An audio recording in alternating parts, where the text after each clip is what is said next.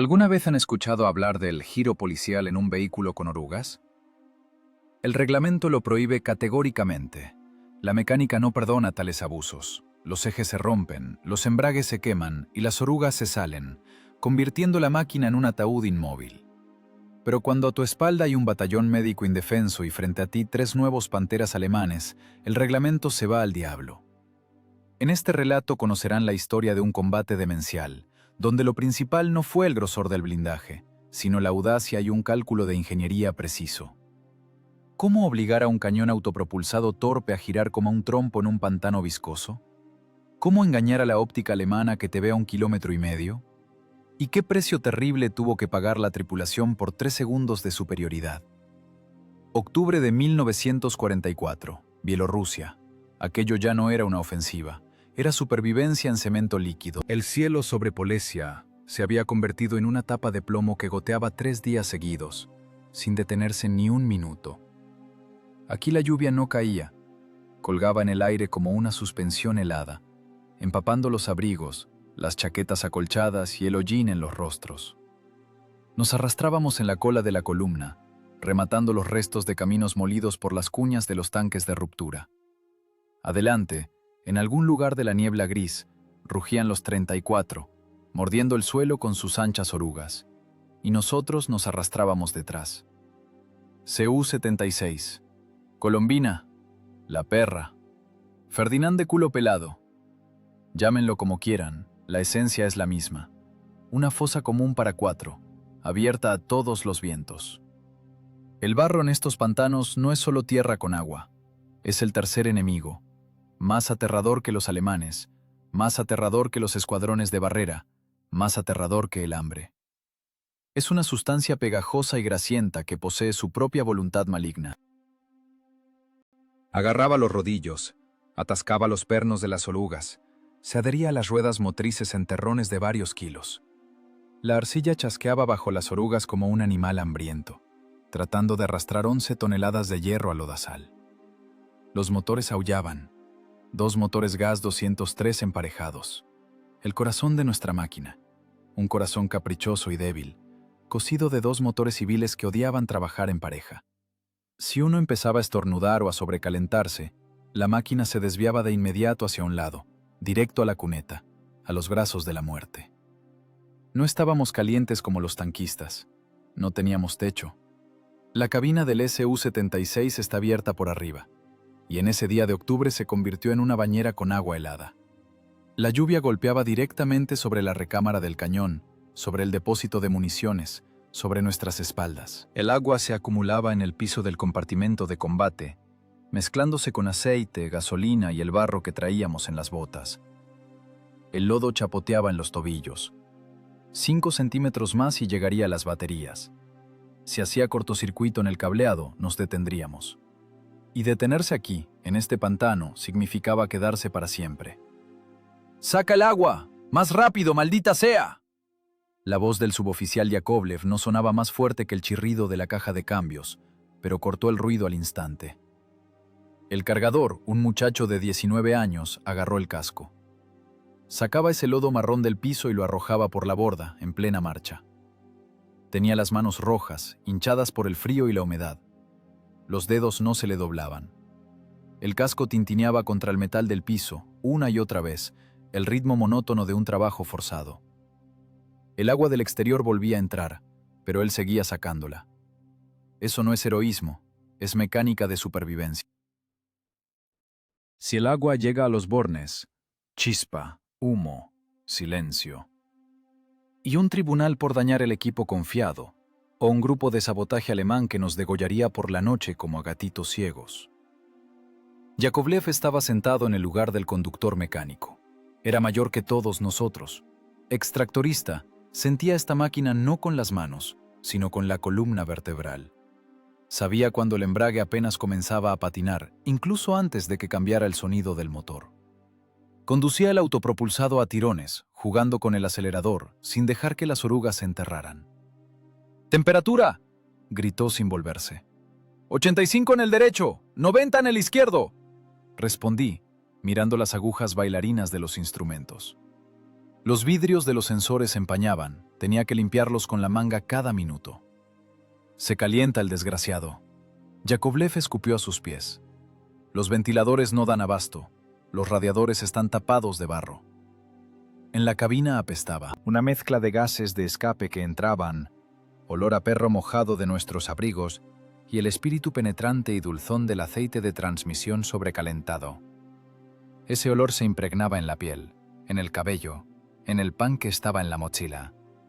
Respirábamos monóxido de carbono y vapor helado. Los dientes castañeteaban. No de miedo, por ahora, de la vibración. El cuerpo del autopropulsado temblaba con fiebre.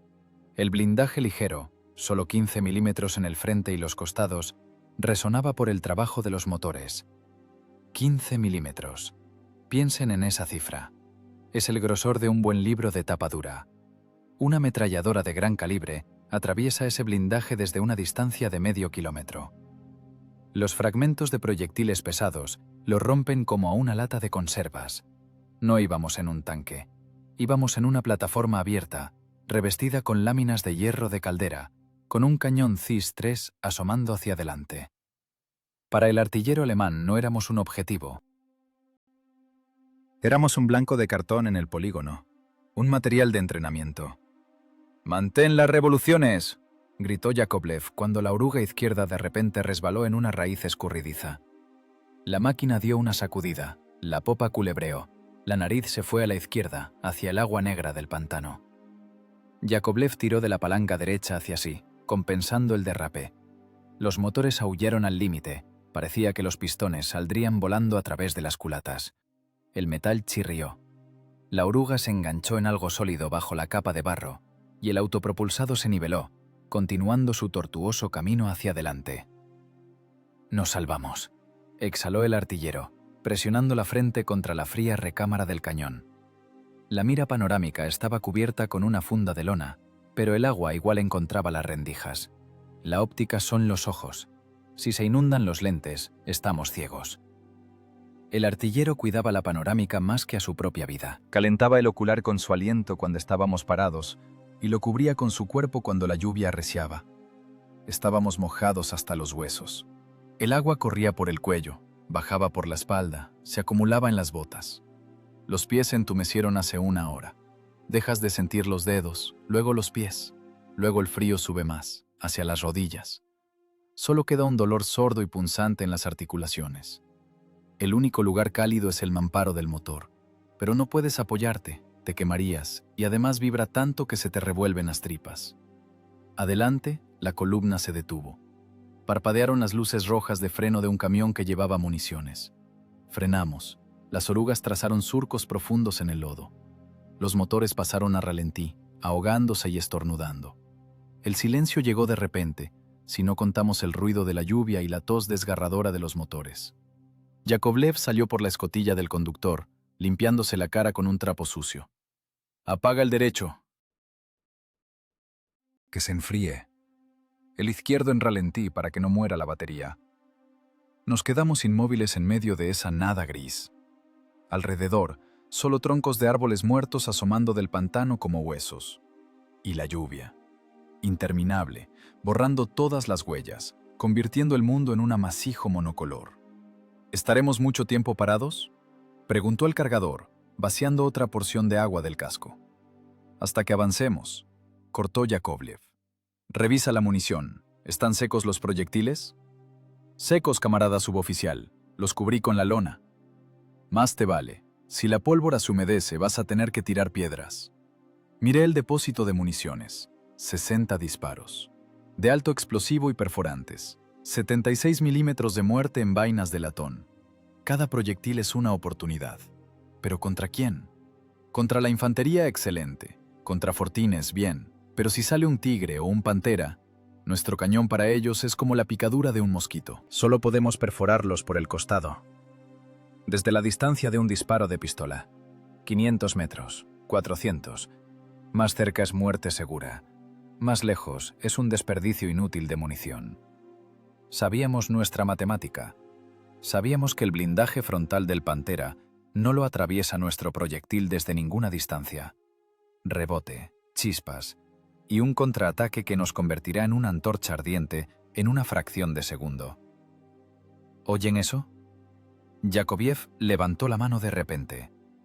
A través del ruido de la lluvia y el traqueteo de nuestro motor, se abría paso otro sonido, un rugido bajo y resonante. No era el nuestro. No era el repiqueteo rítmico de los diésel de los 34, ni el aullido chillón de nuestros Gaz. Era el sonido pesado y gutural de un potente motor de gasolina. Maybach. «Motores», dijo Yakovlev en voz baja. «En algún lugar cerca». El sonido no venía del frente, donde estaba nuestra columna. Venía del flanco, de la niebla. De ese lado donde, según los mapas del Estado Mayor, debería haber pantanos impenetrables. Yakovlev se metió de nuevo en la escotilla. «¡Enciende el derecho, rápido!». El motor de arranque chilló, enganchando el volante. El motor estornudó, arrojó una nube de humo azulado y finalmente arrancó. Las revoluciones se estabilizaron, la vibración aumentó. «¡A combatir!». La orden sobraba. Ya nos habíamos pegado a nuestros asientos, aferrándonos al metal frío. El artillero arrancó la funda de la panorámica. El cargador metió un perforante en la recámara. El chasquido del cerrojo sonó como un disparo en ese tenso silencio. Estábamos parados en el barro, bajo la lluvia, en una lata de conservas con la parte superior abierta. 4 personas cansadas y congeladas, y en algún lugar allí, en la cortina gris de la lluvia, despertaba un depredador. Aún no lo veíamos, pero ya sentíamos su presencia. El peso de su blindaje nos presionaba a través de la niebla. La guerra aquí no perdonaba errores. No perdonaba la debilidad del metal ni el temblor en las manos. Aquí no ganaba el más fuerte, sino el que veía al enemigo primero, o el que tenía los nervios más templados. El barro chapoteaba bajo las orugas. La lluvia tamborileaba en los cascos de tanquista, y nosotros esperábamos. Los segundos se estiraban en horas. La espera de la muerte es peor que la muerte misma. Te sientas y escuchas cómo funciona el mecanismo de tu destino.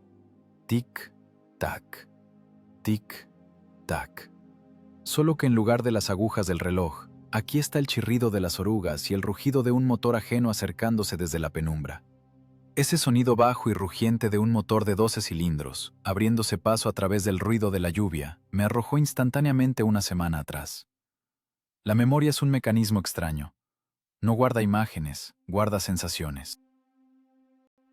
El olor a goma quemada, el sabor a polvo de cobre en los dientes y el terror animal que paraliza el diafragma de tal manera que es imposible inhalar. Fue hace solo 7 días, en un tramo seco cerca del claro. Entonces aún brillaba el sol, un sol de otoño engañoso que no calentaba, solo cegaba a los artilleros. Íbamos en escuadrón, 3 autopropulsados Su-76. Nos sentíamos una fuerza. 3 cañones de calibre 76 milímetros, 3 tripulaciones, 3 motores. Parecía que podíamos romper cualquier defensa. La ilusión se desmoronó en 3 segundos. El Pantera alemán estaba en el borde del bosque, ni siquiera lo vimos. Distancia, 1500 metros, 1,5 kilómetros de vacío. Para nosotros, para nuestro cañón de caña corta SIS-3, esa distancia era astronómica. A tal distancia nuestro proyectil pierde energía cinética, cae, pierde velocidad. Incluso si aciertas, simplemente rebotará en el blindaje frontal inclinado del gato alemán, dejando hollín negro. No éramos oponentes para ellos. Éramos simplemente puntos en la mira de la óptica Zeiss. El primer disparo destrozó la máquina de cabecera. No hubo sonido de disparo. El proyectil de 75 milímetros con cañón largo vuela más rápido que el sonido. Primero ves cómo la cabina del camarada se convierte en una bola de fuego, cómo la máquina de varias toneladas salta como un juguete pateado por un gigante. Y solo después, con un retraso de varios latidos del corazón, llega el estallido seco y seco del disparo. El Pantera no tenía prisa, trabajaba metódicamente, como un cirujano extirpando un tumor. Segundo disparo, segunda máquina. El proyectil entró en la unión entre la cabina y el compartimento del motor. La detonación de la munición destripó instantáneamente el cuerpo de acero desde adentro. No había tanques de combustible allí, están atrás. pero la munición estalló de tal manera que las láminas de blindaje volaron como cartón. La tercera máquina, la nuestra, logró retroceder hacia la sombra salvadora del bosque. Sobrevivimos solo porque al artillero alemán se le acabaron los objetivos, o decidió no gastar un proyectil costoso en una presa que huía. La noche de ese mismo día, sentados en un refugio húmedo a la luz de una lámpara hecha con una vaina, el suboficial Yakovlev nos dio una lección. No fue una charla íntima, fue una conferencia seca sobre balística aplicada y resistencia de materiales. Desplegó ante nosotros un manual grasiento de operación de equipo capturado y señaló con el dedo la columna de características técnicas. Su dedo era negro, con grasa incrustada bajo la uña, temblaba, pero su voz era firme como el acero de una lima. «Miren aquí, suicidas», dijo en voz baja. «Miren y recuerden, si quieren llegar vivos al desayuno. Cañón del Pantera, 75 milímetros. Longitud del cañón, 70 calibres. Velocidad inicial del proyectil perforante, casi 1000 metros por segundo. ¿Saben qué significa eso?». Guardamos silencio. El artillero, un chico joven que apenas ayer presumía de su puntería en el polígono, estaba sentado pálido, mirando a un punto fijo. «Significa», continuó Yakovlev, «que atraviesa nuestro blindaje de 15 milímetros de lado a lado desde 2 kilómetros. Ella nos ve, ella nos mata. Nosotros la vemos, solo le rayamos la pintura». Pasó la página. Ahora nuestra matemática. Nuestro proyectil perfora su blindaje lateral, 40 milímetros, solo desde una distancia de 500 metros. Y eso si el ángulo es recto. ¿Entienden? 500 metros. Necesitamos acercarnos a ella a tiro de pistola. Recorrer 1 kilómetro bajo su fuego, permaneciendo invisibles. ¿Y de frente? De frente tiene 80 milímetros en un ángulo de 55 grados. Espesor efectivo, casi 140 milímetros. «Pégale a quemarropa si quieres. No la penetrarás. Rebote». ¿Entonces estamos muertos? La voz del cargador se quebró en un chillido. «Significa que debemos pensar y no lanzarnos a lo loco», cortó Yakovlev. «El problema principal no es el blindaje. El problema principal es la geometría». Yakovlev tomó un trozo de carbón y dibujó un esquema en las tablas del suelo, un círculo y un rectángulo.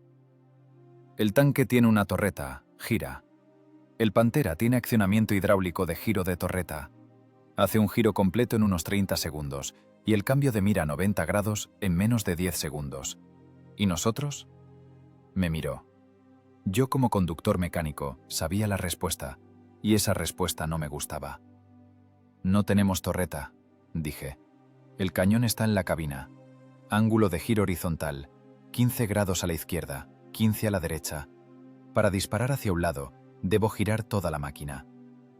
«Exactamente», asintió el suboficial. «Debes pisar el embrague, frenar una oruga, dar gas a la otra. En este barro, en este pantano, las orugas patinan. Un giro de 90 grados te tomará 15 o 20 segundos. Y eso si el motor no se cala». Yakovlev rodeó con el carbón el rectángulo que representaba nuestro Su-76. «Mientras tú estés girando en el barro, rugiendo con el motor y arrojando terrones de arcilla, el artillero alemán simplemente girará el volante o pisará el pedal hidráulico. Su cañón girará más rápido de lo que tú puedas parpadear. Somos un blanco torpe. Somos un tractor con cañón contra una máquina de guerra asesina. En un duelo 1 contra 1 en campo abierto, nuestras posibilidades son 0,0. En el refugio se hizo el silencio. Solo se oía gotear el agua de los troncos del techo en el balde que habíamos puesto. «¿Entonces qué hacemos?», preguntó el artillero. «¿Huir?». «Huir es inútil. Tiene una velocidad en carretera de 50 kilómetros por hora, en tierra 30. Nosotros, en nuestros Gaz, vamos a más de 30 solo cuesta abajo. ¿Y eso con viento a favor? No. La única oportunidad es obligarla a jugar con nuestras reglas». Yakovlev estrujó un trapo en su puño. «Debemos estar donde ella no pueda girar la torreta rápidamente. Debemos estar más cerca de lo que ella espera. Debemos movernos como no se mueve la técnica normal. Debemos engañar a su óptica y a su artillero. El tanque es ciego. Ve el mundo a través de ranuras estrechas y miras. Tiene visión de túnel, y nosotros tenemos una cabina abierta. Vemos todo. Esa es nuestra debilidad. Cualquier fragmento es nuestro, pero también es nuestra fuerza. Vemos el campo de batalla completo. Nos miró a cada uno con una mirada pesada y fija.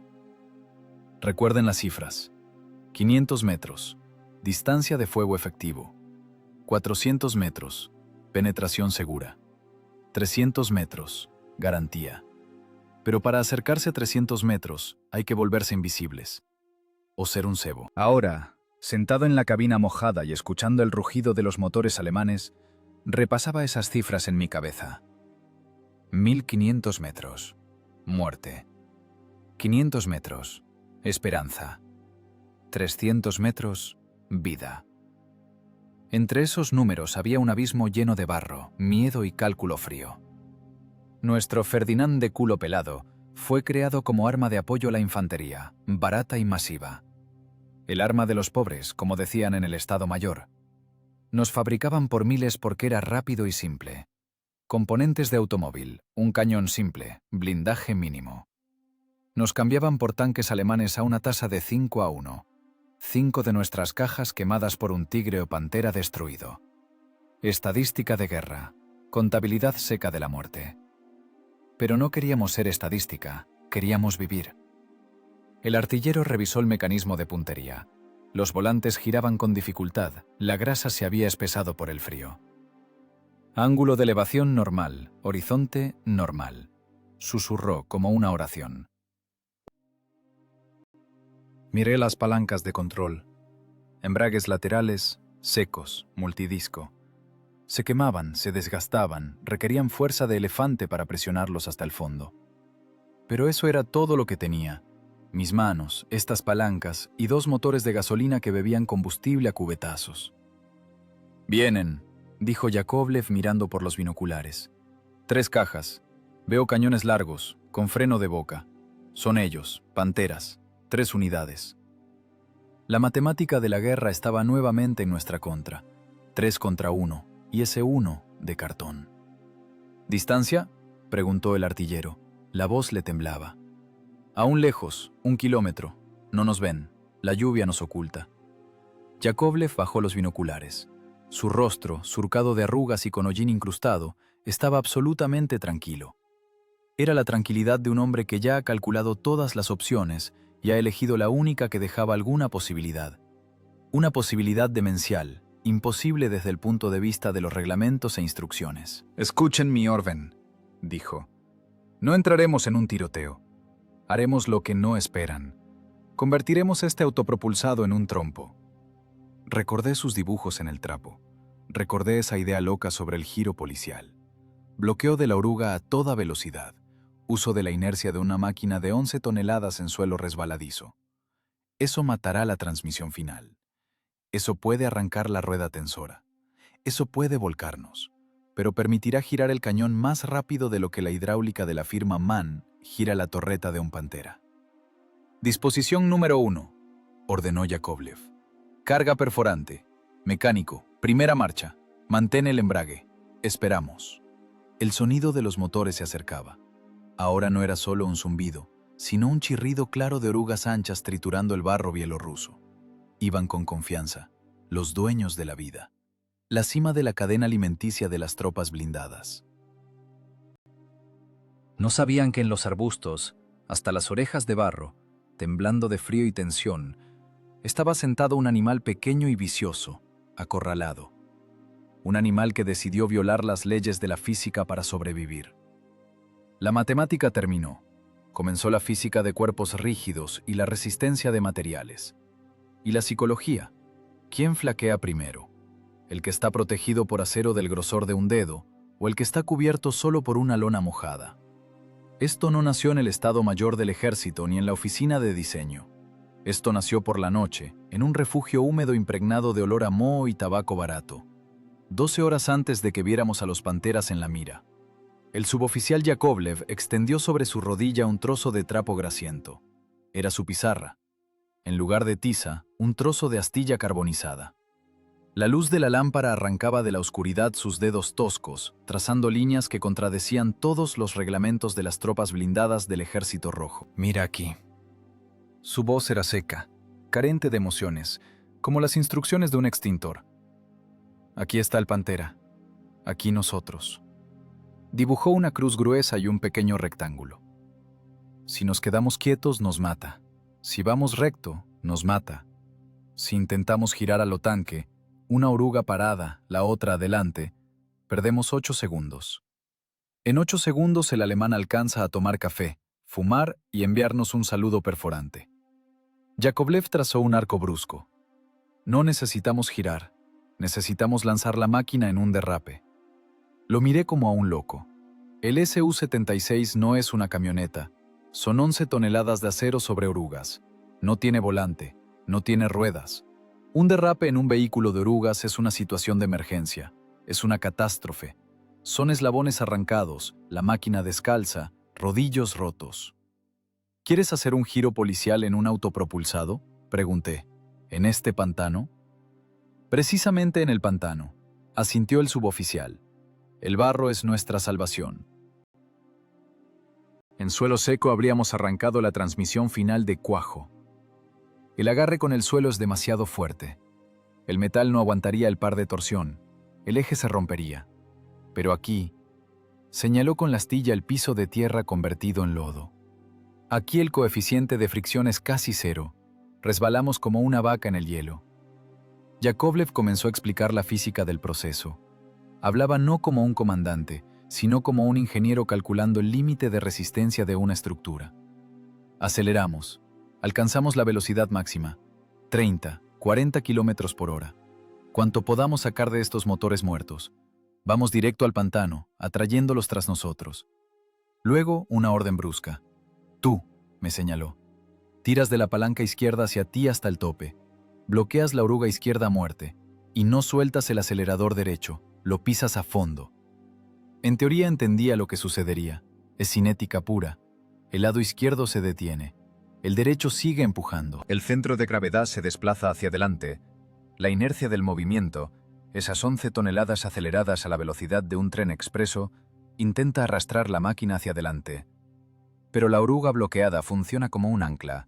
Surge un momento de torsión monstruoso. La máquina debería girar. No suavemente, como en un desfile, sino instantáneamente, de golpe. La parte trasera, donde están los motores, volará hacia adelante por inercia, describiendo un arco alrededor de la oruga bloqueada. Nos girará 180 grados en 2 segundos, resumió Yakovlev. Quedaremos con la popa hacia el pantano, de frente a los alemanes. La inercia se apagará deslizándonos de lado por el barro. ¿Y si se sale la oruga?, preguntó en voz baja el cargador. La pregunta quedó en el aire como una pesa. La oruga del Su-76 es una cinta endeble de eslabones pequeños. Los pernos allí se sostienen de milagro. Con un golpe lateral, con tal tensión salvaje, cuando todo el peso de la máquina presiona sobre una sola cinta de metal, el riesgo de descalzarse es del 99%. Si se sale somos cadáveres, respondió simplemente Yakovlev. Pero si no lo hacemos también somos cadáveres.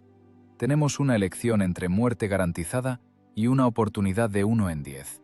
Elijo la oportunidad. Siguió dibujando. Ahora era un esquema de tiro. Cuando giremos, los alemanes no lo entenderán. Su ojo está acostumbrado a la dinámica de los tanques. Los tanques no se mueven así. Pensarán que nos dieron, que derrapamos, que perdimos el control. Tendremos un segundo de confusión del enemigo.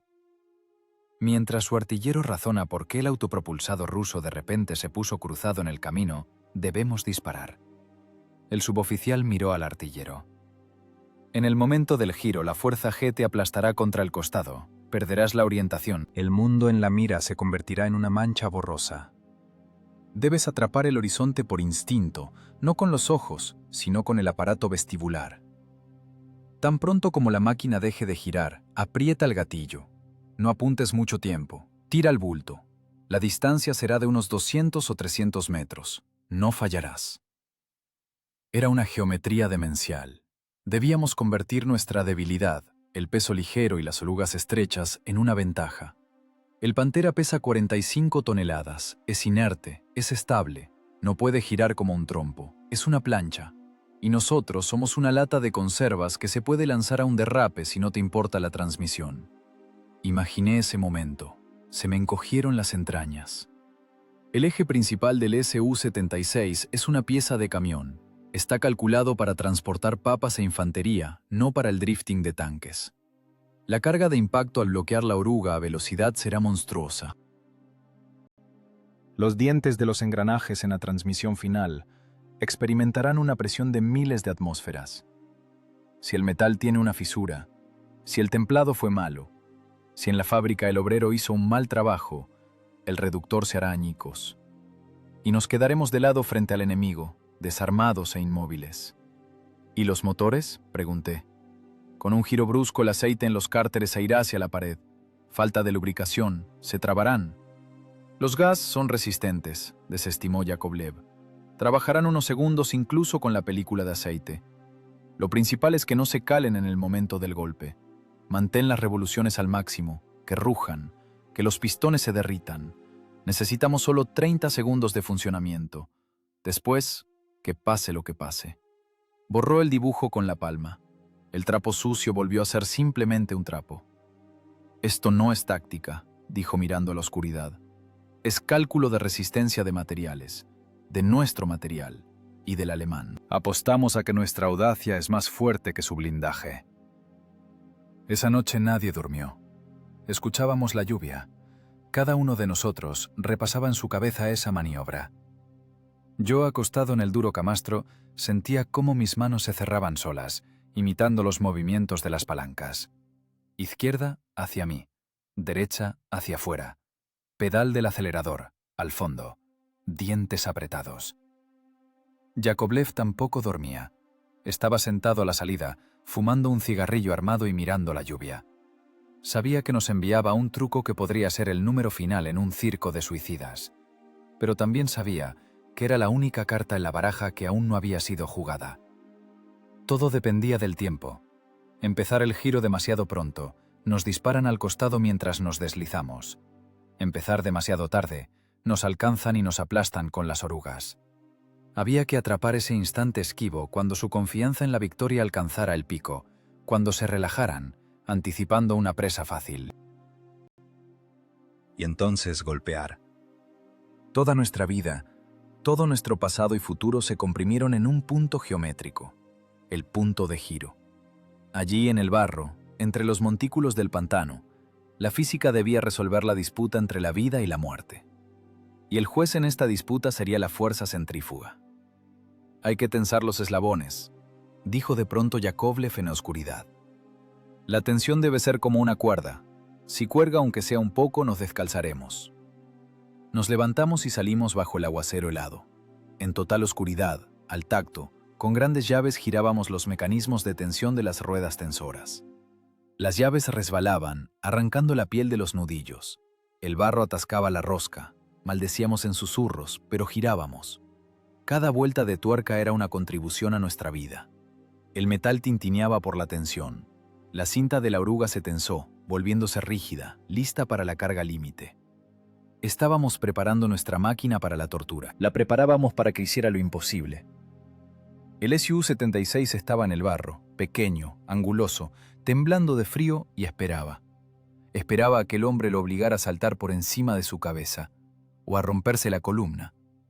El polígono, una palabra grande para un claro talado en la retaguardia, donde el barro era exactamente igual al del frente, solo que sin cráteres de minas. Fue 2 días antes del encuentro con los Panteras. Practicábamos lo que en los manuales de conducción de instalaciones de artillería autopropulsada se llamaba negligencia criminal. Rompíamos la máquina para aprender a sobrevivir en ella. Yo estaba parado frente a la escotilla abierta del compartimento de transmisión. Un olor acre a asbesto quemado y metal sobrecalentado golpeaba la nariz. Las cintas de ferodo en los tambores de freno humeaban. «Camarada suboficial, los embragues se van a quemar», gritaba yo, tratando de tapar el ruido de los motores enfriándose. «No están calculados para tales tirones. El eje principal se va a torcer como un sacacorchos. Esto no es un tractor Stalinets, es maldita sea un par de motores de auto». Yakovlev miraba las pastillas humeantes como si estudiara un mapa del cielo estrellado. Se limpió las manos con un trapo, dejando manchas negras de grasa en su cara. Si se queman, los cambiamos. Su voz era aterradoramente tranquila. Y si te quemas tú con la tripulación, no habrá a quien cambiar. Siéntate en las palancas. Discutir era inútil. Yakovlev veía en esta máquina no una propiedad del Estado, sino una herramienta. Una herramienta tosca, imperfecta, que requería un trato cruel para dar resultados. Me metí de nuevo en el estrecho interior del conductor. El asiento, una copa de metal rígida, tapizada en cuerina que hace mucho se había agrietado y congelado. A la derecha, la palanca de cambios, tomada directamente de un camión. A la izquierda y a la derecha, las palancas de los embragues laterales. Palos largos y duros que controlaban la vida y la muerte. ¡Arranca! La orden golpeó los oídos a través del intercomunicador. Apreté los botones de arranque. Primero el derecho. El gas 203 estornudó, escupió la mezcla de gasolina y empezó a traquetear. Luego el izquierdo. La vibración recorrió el cuerpo, repercutiendo en el coxis. Sincronizar su trabajo era un arte. Escuchas ese doble aullido y atrapas el momento cuando empiezan a cantar al unísono. Si se desincronizan, la máquina se desvía. «Tercera marcha, gas a fondo», ordenó Yakovlev. «Acelera hasta 30». Pisé el embrague. El pedal era pesado, como si empujara una losa de hormigón con el pie. Metí tercera. La máquina se sacudió, haciendo sonar las orugas y avanzó. El barro voló en abanico desde las ruedas motrices. El velocímetro temblaba. 10, 15, 20 kilómetros por hora. Los motores rugían al límite. La aguja del tacómetro golpeaba la zona roja. 3000 revoluciones. Para motores de automóvil era un grito de auxilio. Adelante, un muro de bosque. A 100 metros. 50. «Izquierda alto, derecha a fondo», gritó Yakovlev. Fue el momento de la verdad para el metal. Me apoyé con todo mi peso sobre la palanca izquierda, tirando de ella hacia mí hasta el tope. La tracción funcionó. El embrague se soltó. El freno de cinta agarró el tambor con un agarre mortal. La oruga izquierda se clavó. Al mismo tiempo, el pie derecho hundió el pedal del acelerador en el piso, obligando al motor derecho y a la oruga derecha a trabajar hasta reventar. El golpe fue de tal fuerza, como si hubiéramos chocado contra un muro de hormigón. Me arrojó contra las palancas con el pecho. El artillero atrás golpeó sordamente con el casco la recámara del cañón. El cargador, que no alcanzó a agarrarse del pasamanos, rodó por el piso estriado, golpeándose las rodillas. Pero la máquina obedeció. La energía cinética de 11 toneladas, multiplicada por la inercia, funcionó como una palanca gigante. La popa del autopropulsado, arrastrada por la masa de los motores, voló hacia adelante en un arco. El Su-76 entró en un deslizamiento lateral. El barro, líquido y resbaladizo, jugó el papel de lubricante. Las orugas no mordían el suelo, se deslizaban sobre él, empujando ante sí un muro de tierra. El mundo en la ranura de visión giró como un caleidoscopio loco. Bosque, cielo, campo, otra vez bosque. Todo se difuminó en una franja gris verdosa. Dentro de la cabina había un estruendo de cajas de repuestos cayendo, tintineo de vainas y las maldiciones de la tripulación. La fuerza centrífuga me aplastó contra el costado derecho, aplastando mis costillas contra el acero frío. Parecía que ahora arrancaría la torreta, que no teníamos. Parecía que arrancaría la cabina de su base. Parada brusca. La máquina se quedó inmóvil. Solté la palanca izquierda. Mis manos temblaban con un temblor fino y desagradable. El corazón latía en algún lugar de la garganta. En los oídos había un zumbido. Estábamos parados exactamente a 180 grados de la dirección en la que íbamos un segundo antes. ¿Tiempo?, roncó Yakovlev. El artillero, frotándose la frente golpeada, miró al cronómetro que colgaba de su cuello.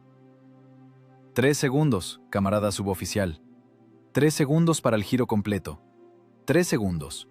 No 30 como dice el reglamento. No 20 como en un giro de tanque en el lugar. 3. Eso era más rápido que la rotación de cualquier torreta alemana. Más rápido que la reacción de cualquier artillero alemán. Pero el precio. En la cabina olía a quemado aún más fuerte. Un humo azulado se arrastraba desde debajo del piso, desde las escotillas de la transmisión. Eran las pastillas de freno ardiendo. El metal chillaba, enfriándose tras el sobrecalentamiento monstruoso. De repente, desde afuera se oyó otro grito. ¿Qué están haciendo, idiotas? ¿Decidieron arruinar la máquina? Hacia nosotros corría el comandante del regimiento. El coronel estaba rojo de furia. Vio esta pirueta desde un lado. Vio cómo el autopropulsado, casi volcándose, levantó un muro de barro y giró con la gracia de un epiléptico en un ataque. Vio la violencia contra la máquina. Yakovlev salió de la cabina, sin prisa, como si simplemente hubiéramos parado a fumar. Practicamos maniobras de emergencia, camarada coronel. ¿Emergencia? El coronel pateó la oruga con la bota. Mira la tensión. Los eslabones cuelgan. Vas a romper la transmisión. Quemaste los embragues. Te voy a llevar a tribunal por sabotaje. Cada cañón cuenta y tú armas un circo aquí. El coronel tenía razón. Según todas las leyes de logística y suministro, éramos criminales. Gastábamos el recurso de la máquina, que ya era escaso. El recurso del motor gas 203, antes de la reparación capital, es de unos pocos cientos de horas. El recurso de la transmisión en tales condiciones es aún menor. Y la matábamos conscientemente. Camarada coronel, lo interrumpió Yakovlev suave pero firmemente. El Pantera gira la torreta en 30 segundos. Si giramos según el reglamento nos quemaremos. Si quemamos los embragues pero alcanzamos a disparar, estamos vivos y el regimiento cumple la misión. Muerto, el autopropulsado no sirve. El coronel calló. Miraba las rejillas humeantes del compartimento del motor. Olía el olor a quemado. Era un oficial experimentado y entendía que el reglamento se escribió con sangre del 41. Pero ahora era el 44. Y la sangre ahora era otra. Si te quedas parado en combate por una avería, dijo entre dientes, te fusilo personalmente frente a la formación. ¿Entendido? Sí, señor, saludó Yakovlev. Reparen, y que mañana estén en formación. El coronel se fue chapoteando con las botas por el barro. Nos quedamos solos. El humo se disipaba. ¿Escucharon? Yakovlev se volvió hacia nosotros. Tenemos permiso. No oficial, pero lo tenemos. Dijo que nos fusilaría, masculló el cargador, levantando del piso los proyectiles dispersos. Dijo, si te quedas parado. Significa que no se puede parar. Mecánico, baja. Revisa las varillas. Tensa las cintas. Tenemos la noche para convertir esta chatarra en un arma de victoria. Esa noche no dormimos en absoluto. Yacíamos bajo el chasis, en el barro, con llaves en los dientes. Regulábamos la holgura de las válvulas, tensábamos las cintas de freno hasta que sonaran. Revisábamos los pernos de los eslabones, enderezando con un mazo los que se habían doblado. Los dedos estaban en carne viva, la grasa se incrustó en los poros de tal manera que no salía ni con gasolina. Conocíamos el límite del metal. Escuchábamos cómo gemía el acero en tal giro. El sonido era terrible, chirrido, chillido, un zumbido bajo de tensión listo para romper los enlaces moleculares. Pero también sabíamos que ese sonido era el sonido de la vida. Ahora, 2 días después, sentados en una emboscada y escuchando la aproximación del enemigo, recordaba aquel derrape de entrenamiento. Recordaba la sensación del golpe contra el blindaje. Recordaba el olor a asbesto quemado. Mis manos recordaban el esfuerzo en las palancas. El metal puede romperse, el embrague puede quemarse, pero mientras aguanten, mientras los engranajes se enganchen aunque sea con el borde de los dientes, tenemos una oportunidad. 3 segundos, solo 3 segundos para engañar a la muerte, y pensábamos exprimir todo de esos segundos. La lluvia se intensificó. Ahora no era solo agua del cielo, era un muro que nos separaba del resto del mundo. Los recuerdos del polígono y el crujido seco de los embragues desaparecieron, lavados por el torrente helado. Volvimos al presente, a octubre del 44, al pantano que temblaba. La vibración se transmitía a través del fondo del casco directo a la columna vertebral. Primero la sientes con los pies, luego sube más, al estómago, provocando náuseas. No es el temblor de la tierra por explosiones, es la resonancia del suelo bajo el peso de una masa colosal. 3 máquinas, cada una con un peso de 45 toneladas, se movían sincronizadas. 135 toneladas de acero alemán Krupp molían la arcilla bielorrusa a 100 metros de nosotros. De la niebla gris, parecida a leche cortada, empezaron a aparecer siluetas. Primero eran solo manchas oscuras, más densas que la niebla circundante. Luego se manifestó la geometría dura, cortada, depredadora de la Wehrmacht. Ninguna línea suave, como en nuestro 34, solo ángulos. La placa frontal inclinada, capaz de reflejar cualquier proyectil de calibre medio. El mantelete ancho del cañón, recordando la mandíbula de un bulldog, y el cañón, largo, desproporcionadamente enorme para tal cuerpo. Un cañón de calibre 75 milímetros con freno de boca en la punta. Panteras. Iban en cuña, con confianza, con descaro. No se arrastraban como nosotros, flotaban. Su famosa suspensión escalonada con ruedas superpuestas tragaba las irregularidades del relieve. Allí donde nuestro autopropulsado saltaría y haría castañetear los dientes de la tripulación, los panteras iban suavemente, balanceándose como barcos en mar de fondo. Era una imagen fascinante y aterradora, el triunfo del pensamiento de ingeniería, creado exclusivamente para matar. No nos veían, todavía no nos veían. Estábamos hasta la torreta, es decir, hasta la cabina, en los arbustos, confundiéndonos con el barro y el cielo gris. Los motores trabajaban a las revoluciones más bajas, susurrando, no rugiendo. La lluvia era nuestro aliado, difuminaba los contornos, ahogaba el sonido, tapaba la óptica del enemigo. Pero era un consuelo débil. La distancia se reducía. 800 metros. 700. Miraba por el tríplex del conductor mecánico. El vidrio se empañaba. Tenía que frotarlo con el dedo, dejando manchas grasientas. Mi campo de visión estaba limitado a una ranura estrecha, pero incluso eso bastaba para evaluar la magnitud de la catástrofe. Frente a nosotros no había simples tanques. Eran cazadores que habían salido de cacería.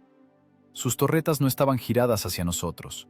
Los cañones miraban más a la derecha, hacia el camino donde se había atascado la cola de nuestra columna. «Heridos», susurró el cargador. Desvié los ojos a la derecha. Allí, en el camino de tierra empapado, había 3 camionetas y un Studebaker. En la lona de las carrocerías, grandes cruces rojas, desdibujadas por la lluvia. Vehículos del pelotón sanitario. No tenían oportunidad de irse. Las ruedas se hundían hasta los ejes. Los conductores y sanitarios corrían alrededor, tratando de poner ramas, pero era una agonía. Los alemanes sabían a dónde iban. Su inteligencia funcionó limpio. Salieron exactamente al flanco de la columna atascada. Para las tripulaciones de los Panteras, esto no era un combate, era un campo de tiro. Fusilamiento de blancos inmóviles. Ni siquiera necesitaban gastar perforantes. Un proyectil de alto explosivo, al impactar en la carrocería de un camión, convierte la madera, la lona y los cuerpos humanos en carne molida sangrienta. Los comandantes alemanes ni siquiera cerraron las escotillas. Vi una cabeza en la cúpula del comandante del tanque líder. Un oficial con gorra negra, con auriculares en el cuello, miraba con binoculares. ¿Sonreía? ¿O era una mueca por la lluvia? Se sentía un dios de la guerra. Alrededor, nadie que pudiera perforar su blindaje frontal. Los tanques rusos se fueron adelante, la artillería se quedó atrás. Solo quedaban camiones con ibanes, vendados con vendas sangrientas. Dentro de nuestra cabina el aire se espesó hasta parecer gelatina. Olía a adrenalina. Un olor agudo y ácido a sudor que se abre paso incluso a través del hedor a gasolina. El miedo tiene olor, y ahora todos apestábamos a miedo. La mano del cargador apretando el proyectil tembló. La vaina golpeó la recámara. El sonido me pareció ensordecedor, como un golpe de campana. «Camarada suboficial, es que ahora los van a...» La voz del chico se quebró en un falsete. «¡Hay que disparar! ¡Al costado! ¡Los vemos! ¡600 metros!» Hizo un movimiento hacia el cerrojo del arma para meter el proyectil. «¡Alto!» La voz de Yakovlev no fue fuerte, pero pesada, como un golpe de mazo. Interceptó la mano del cargador, con fuerza, hasta que crujió la muñeca. «Sin orden no respiren». «¡Pero son los nuestros! ¡Heridos!» En los ojos del cargador había lágrimas. «Si disparas ahora morimos todos». Yakovlev no lo miraba a él, sino a los alemanes a través de los binoculares. El primer proyectil puede no pasar, o rebotar. Se girarán en 10 segundos y nos quemarán. Y luego rematarán tranquilamente a la columna. Para ellos somos un estorbo que hay que eliminar antes del almuerzo. El suboficial tenía razón, con la razón cruel y matemática de la guerra. Nuestros 76 milímetros contra su blindaje lateral a tal distancia es una lotería. El ángulo de encuentro del proyectil con el blindaje ahora era de unos 40 grados. Rebote casi garantizado. Solo nos descubriríamos. Nos convertiríamos en el primer objetivo. Arderíamos en 1 minuto y no cambiaríamos nada. Aguantar, siseó Yakovlev. La guerra es quien aguanta más. Esperamos a que se expongan. Esperamos a que crean que están solos aquí. La psicología de la tripulación en tales minutos es una cuerda tensa. Estás sentado en una caja de hierro sabiendo que afuera camina la muerte. Tu cerebro grita, golpea o corre. Los instintos exigen acción, cualquier acción, con tal de no sentarse y ver cómo el enemigo apunta lentamente el cañón a personas indefensas. La inacción mata moralmente. Te sientes un traidor, te sientes un cobarde. Pero Yakovlev estaba hecho de otra pasta. Era mecánico. Sabía que si el engranaje no encajó, no se puede acelerar. Romperás los dientes. Hay que esperar el momento de sincronización. Que se acerquen. Susurraba sin quitar los binoculares de los ojos. Que se metan en el pantano. Que crean en su impunidad. El Pantera de cabeza se detuvo. El cañón osciló arriba y abajo, estabilizándose. De la boca salió un humo azulado. Disparo. El golpe en los oídos llegó al instante. El proyectil pasó sobre nosotros con el chillido de la atmósfera desgarrada y golpeó el último camión. La explosión fue corta y viciosa. Una bola de fuego se hinchó en el lugar de la cabina. Astillas, trozos de metal y algo oscuro e informe volaron por el aire. «Malditos», exhaló el artillero. Sus dedos se pusieron blancos en los volantes de puntería. Los alemanes no tenían prisa. Saboreaban el proceso. El segundo tanque giraba lentamente la torreta, eligiendo la siguiente víctima. Ignoraban los arbustos a la izquierda. ¿Para qué revisar los arbustos si frente a ti hay una presa indefensa? El depredador mira la carne, no la hierba. En eso estaba su error, y nuestra única oportunidad. «Distancia 500», constató Yakovlev. Su voz se volvió totalmente helada, carente de entonaciones humanas. «Entran en zona de impacto, pero el ángulo es malo. Esperamos». Sentía cómo me corría sudor frío por la espalda. Las piernas en los pedales se entumecieron. Temía que cuando llegara la orden, los músculos simplemente no funcionaran. Éramos una plataforma pequeña, abierta a todos los vientos, con un cañón que en el ejército llamaban «Adiós Patria».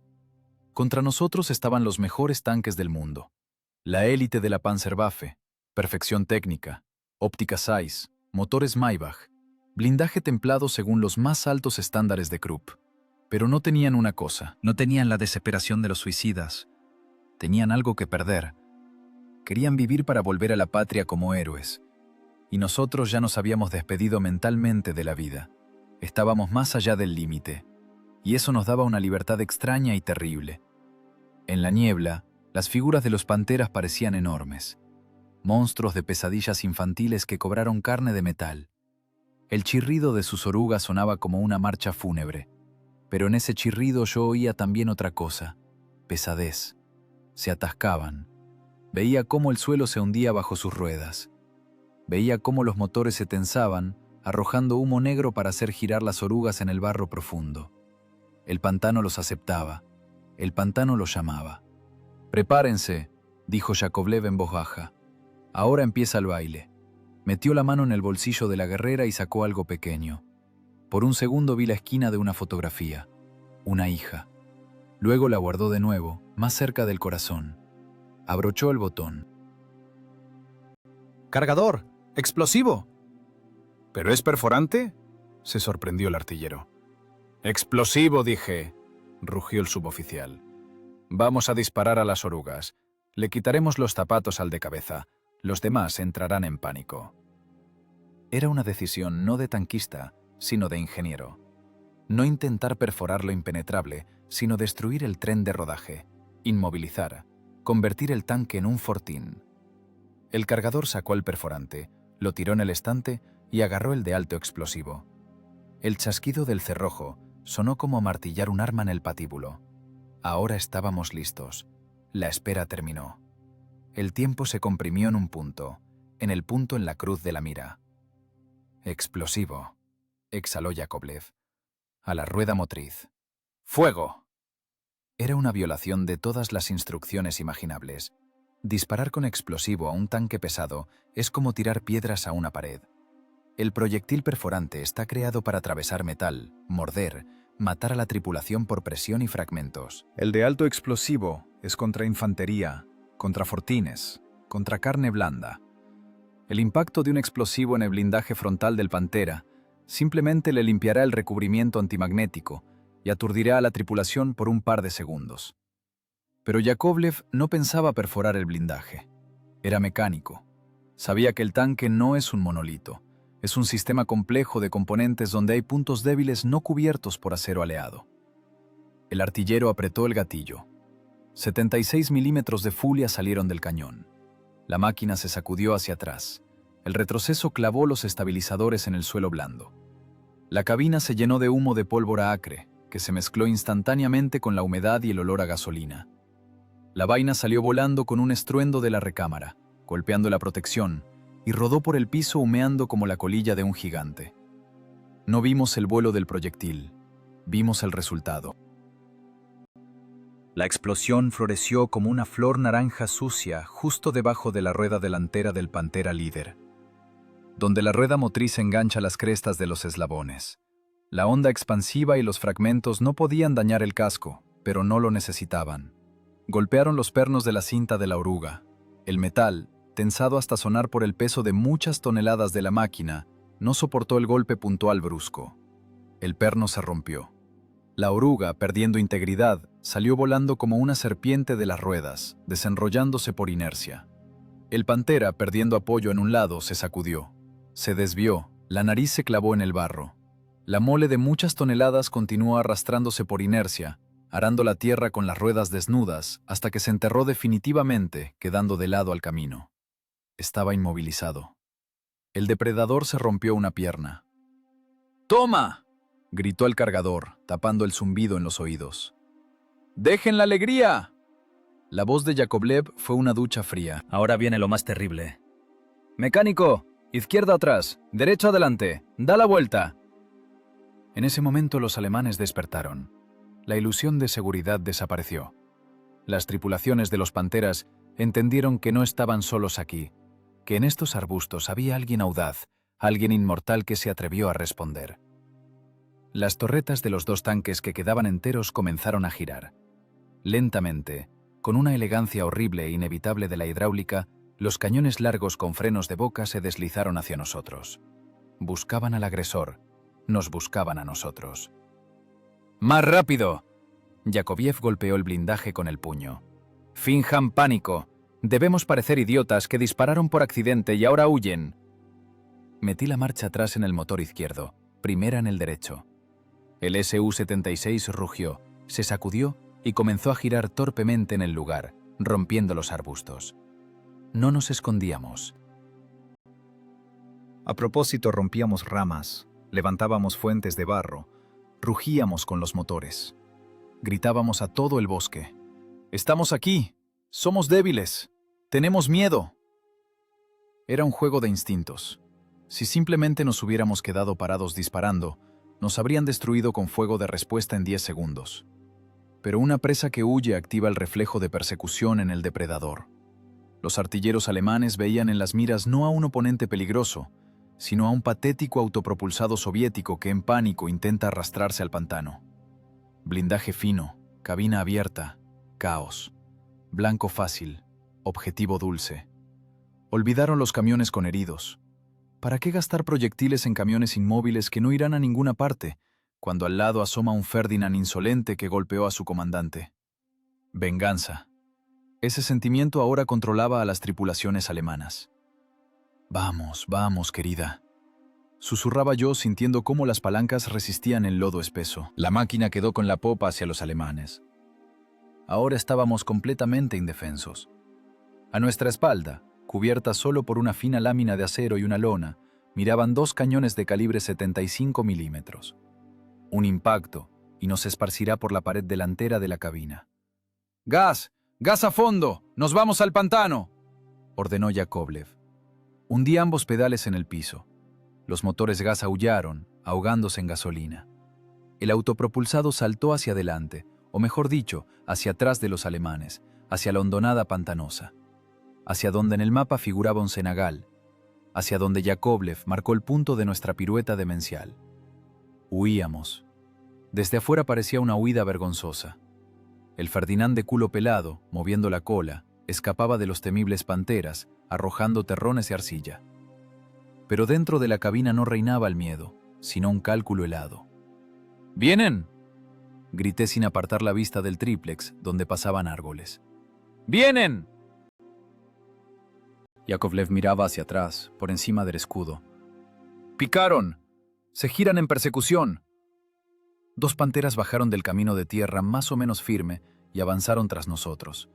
No disparaban, querían acercarse más. No querían gastar proyectiles en un blanco saltarín en los arbustos. Querían fusilarnos a quemarropa, a la segura. La confianza en su blindaje y poder les jugó una mala broma. Pensaban que acorralaban a una rata. No sabían que la rata los llevaba a una trampa.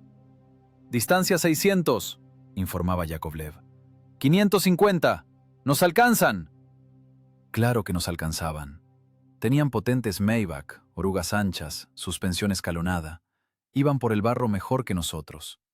Nosotros saltábamos en los montículos, arriesgándonos a volcar. La suspensión del Su-76 es de torsión, pero rígida. Cada golpe se transmitía a la columna. Nos sacudía por la cabina. El cargador se aferró al estante de proyectiles con ambas manos para no salir volando por la borda. El artillero apretaba la cabeza contra el pecho, protegiendo los ojos de golpes contra la mira. «¡No corras tan rápido!», me frenó de repente el suboficial. «Que sientan el sabor de la sangre. Manténlos con la correa. Unos 400 metros. No dejes que se alejen, pero no los dejes acercarse demasiado». Era el arte de un equilibrista. Ir lo suficientemente rápido para no recibir un proyectil en la espalda justo ahora, pero lo suficientemente lento para que los alemanes no decidieran detenerse y disparar desde el lugar. Debíamos arrastrarlos tras nosotros, como en un hilo, obligarlos a moverse. Mientras el tanque se mueve, dispara peor, incluso con su estabilización. Mientras van, miran el camino, no la mira. Adelante apareció un claro, ese mismo. Una superficie plana inundada de agua, bajo la cual se escondía arcilla profunda y viscosa. La pista de patinaje ideal para nuestro baile mortal. «¡Atención, tripulación!». La voz de Yakovlev cubrió el rugido de los motores. Nos acercamos al punto. Prepararse para la maniobra. Cargador, perforante al cañón. ¡Rápido! ¡Listo el perforante! El chico metió el proyectil en la recámara. El cerrojo chasqueó. Artillero, sector de tiro, popa. Tan pronto giremos, el objetivo estará justo frente a la nariz. No busques puntos vulnerables, tira al centro de la masa. A esa distancia atravesamos el costado. Vi ese claro por el tríplex. Agua gris, raros mechones de hierba. Parecía un pantano común, un lugar maldito. Para un tanquista normal, meterse ahí es suicidio. Te atascas, te sientas sobre la panza, pero éramos más ligeros. Y no pensábamos detenernos allí. Pensábamos usar esa superficie resbaladiza para engañar a la física. Atrás retumbó. Un proyectil silbó muy por encima de la cabeza, cortando la copa de un pino. «Asustan», se burló Yakovlev. «Están probando puntería. Les fallan los nervios a los alemanes. Quieren terminar rápido». Astillas de madera y agujas de pino cayeron sobre nosotros junto con la lluvia. Era la última advertencia. El siguiente disparo sería el blanco. «¡400 metros!», gritó el suboficial. «Un poco más. ¡Jálalos, mecánico, jálalos! ¡Que se atasquen!». Sentía su mirada en la espalda. La mirada a través de la cruz de la óptica Zeiss. Me imaginaba al artillero alemán que ahora gira los volantes tratando de atrapar nuestra cabina saltarina en la mira. «¿A dónde vas, ruso?», piensa. «Adelanta y pantano. Tú mismo te metiste en la trampa». Tenía razón. Adelante había pantano. Pero se equivocaba en una cosa. No somos la víctima, somos el cebo. Y el cebo a veces es venenoso. Los motores se calentaban. Las agujas de temperatura hacía rato se habían ido a la zona roja. Salía vapor del compartimento del motor mezclándose con el escape. Los gas morían entregando sus últimas fuerzas. «Aguanten, queridos», susurraba yo. «Un minuto más. Dennos un minuto más». Salimos al espacio abierto. El barro salió en abanico de las orugas. La máquina se hundió de inmediato. La velocidad cayó. ¡Ahí está!, gritó Yakovlev. ¡Vienen tras nosotros! ¡Entran en la arcilla!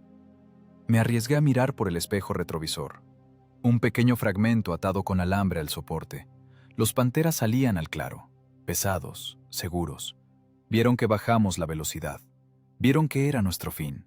Y pisaron el acelerador para cortar la distancia para el disparo final. La trampa se cerró. Entraron en la zona donde su peso se convirtió en su enemigo y nuestra ligereza en ventaja. El escenario estaba listo. Los espectadores ocuparon sus lugares. La orquesta de 2 motores sobrecalentados y el latido del corazón tocaba en crescendo. ¡Prepararse para el giro! La orden de Yakovlev sonó como una sentencia. A la cuenta de 3. 1, 2. No era una carrera. Una carrera implica emoción, velocidad, viento en la cara. Esto era el arrastrarse de 2 insectos heridos por una cinta pegajosa para moscas, donde detrás, respirando pesadamente, se arrastraba una enorme araña depredadora. Nos íbamos al pantano, culebreando con la popa, como un bote de provisiones en una tormenta. Velocidad, 15, como mucho 20 kilómetros por hora. Más rápido por este amasijo nuestros gas no tiraban, aunque echáramos alcohol puro en los tanques. El barro no volaba de las orugas, parecía caer del cielo, tapando los ojos, la boca, la nariz. Pero más aterrador que el barro era el sonido. Atrás, a través del aullido desgarrador de nuestros motores, se abría paso el chasquido seco y fuerte de los disparos. Los alemanes no se detuvieron. Aceptaron el desafío. Los 2 panteras sobrevivientes iban detrás, apartando el lodo con sus cuerpos con seguridad, como rompehielos. No tenían prisa. ¿Para qué apresurarse cuando la víctima cojea? Disparaban en marcha. Su suspensión lo permitía. Su estabilización amortiguaba las oscilaciones. Su óptica valía más que todo nuestro autopropulsado junto con la tripulación, y mi vida de regalo. El primer proyectil cayó a la izquierda, a unos 10 metros. No se pareció a una explosión de cine. La tierra simplemente se hinchó en una joroba negra y reventó. Un golpe pesado de onda expansiva golpeó los tímpanos como una palma en el agua. En la cabina voló un terrón de arcilla pegajosa del tamaño de una cabeza humana y se rompió contra la recámara del cañón, salpicando la mira. ¡Toma a la izquierda!, gritó Yakovlev agachándose. ¡No vayas en línea recta! ¡Rompe la trayectoria! Tiré de la palanca izquierda. La máquina se fue de lado. La transmisión final aulló con voz de loca. Culebreamos, casi enganchando un tocón podrido. En el mismo segundo, en el lugar donde estábamos un instante atrás, creció una segunda fuente de barro y fuego. Afinó la puntería el desgraciado, siseó el artillero, limpiando febrilmente la óptica con la manga de la chaqueta acolchada. ¡Está tomando anticipación! Éramos el blanco perfecto. La cabina abierta del Su-76 es un balde sin tapa. Todo lo que explota cerca vuela adentro. Fragmentos, piedras, barro, metal caliente. Nos acribilló con pequeñas salpicaduras de tierra congelada como metralla. La lona tensada sobre la cabeza crujió. Un fragmento diminuto, como una uña, pasó a través de la tela como una aguja y tintineó contra la lámina de blindaje a la espalda del cargador. ¿Vivo?, ladré al micrófono. «Normal», respondió el chico, aunque vi cómo palideció. Sus manos apretaban convulsivamente el soporte de la munición. Entendía. Si el siguiente proyectil entraba en la cabina, ni siquiera tendrían que enterrarnos. Simplemente desapareceríamos en un destello de fuego por la detonación de nuestra propia munición. La distancia se reducía. Lo sentía con la espalda. Mi espalda, presionada contra el fino respaldo de cuerina del asiento, se convirtió en una enorme terminación nerviosa.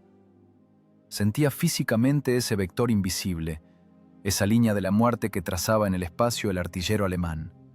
75 milímetros de acero volaban a nuestra nuca. ¡800 metros! Gritó Yakovlev mirando hacia atrás. ¡Van por la huella! ¡Se atascan, pero vienen! Les costaba. Escuchaba cómo se esforzaban sus Maybach. 45 toneladas de peso en tal ciénaga es una sentencia para la transmisión. Pero la técnica alemana, maldita sea, estaba hecha con margen de resistencia. Se arrastraban moliendo el suelo hasta hacerlo puré, lento pero inevitable, como una apisonadora del destino. ¡700! El proyectil silbó sobre la misma cabina. La onda de aire fue tan densa que nos agachó al piso. El aire caliente quemó el cuello. «¡Tiró alto!», comentó el suboficial, como si estuviéramos en maniobras. «Corrige, el siguiente será más bajo». El artillero alemán se acostumbraba a nuestro movimiento. Estudiaba nuestra agonía. Veía que nos movíamos erráticamente, que derrapábamos, que la velocidad caía. Dejó de agitarse. Ahora trabajaba rítmicamente. Parada de un segundo, disparo, movimiento. Estrechaba la horquilla. Corto, largo. El siguiente impacto debía ser en la cruz. El horror de la situación era que no podíamos responder. Estábamos de espaldas al enemigo. Nuestro cañón miraba hacia adelante, al vacío del pantano, y la muerte respiraba en la nuca. Estábamos en el papel de la liebre que siente el aliento del sabueso, pero no puede volverse para morder. «Mecánico, no te duermas». La voz de Yakovlev estaba tensa como una cuerda. «Juega con la velocidad, rompe el ritmo». Solté el acelerador, luego pisé el pedal de golpe de nuevo. La máquina cabeceó, luego saltó hacia adelante. Los motores se ahogaron, estornudaron, pero aguantaron. Atrás retumbó de nuevo. El proyectil aró la tierra donde deberíamos haber estado si no hubiera bajado la velocidad. «Listo», susurré. Pero somos más astutos.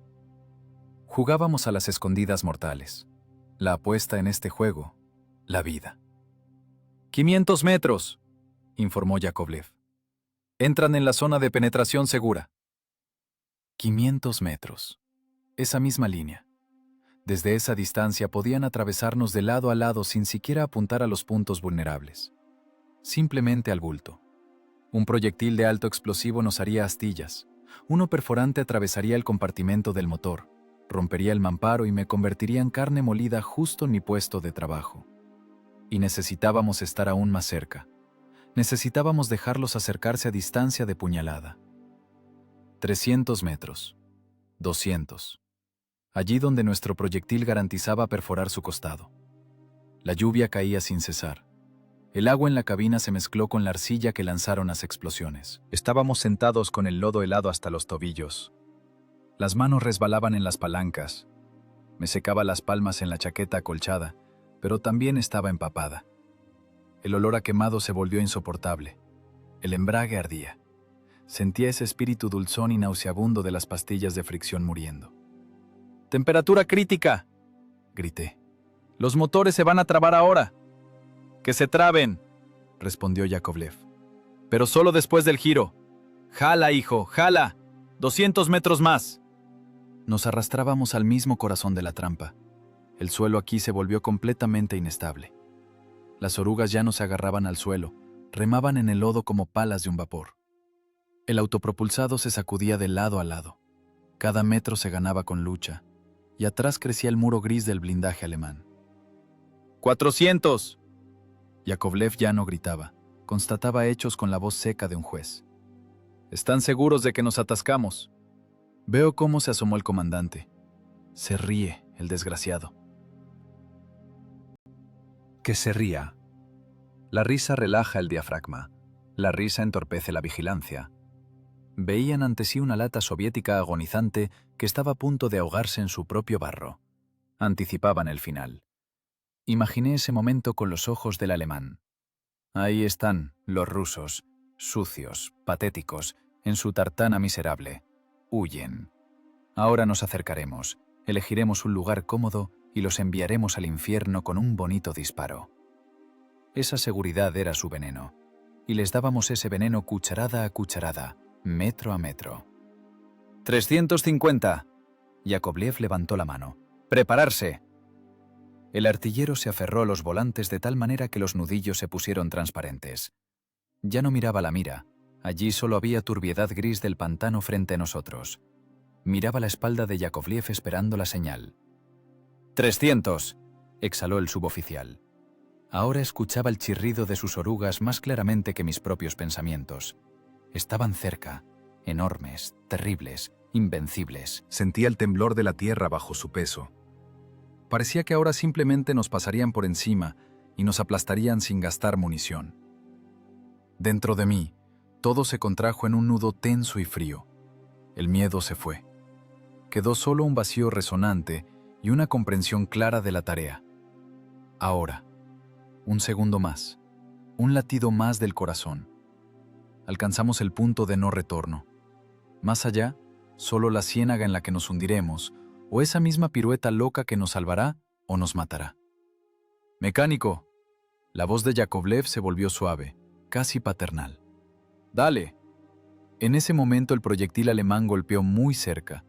Un fragmento, del tamaño de una palma, se incrustó con un chillido en la lámina lateral del blindaje, sacando un haz de chispas.